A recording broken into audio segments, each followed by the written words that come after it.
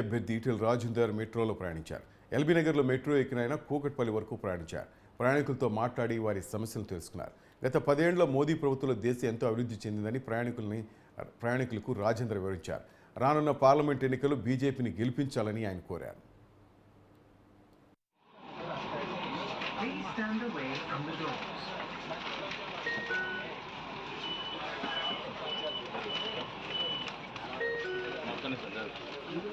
Side అయినా మీరు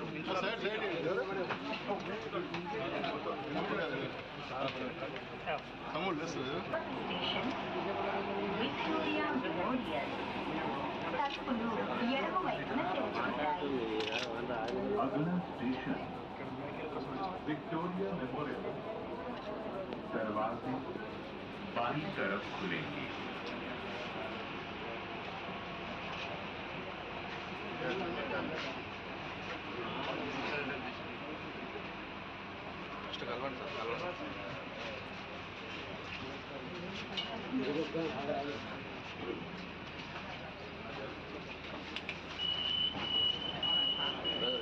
Victoria Memorial.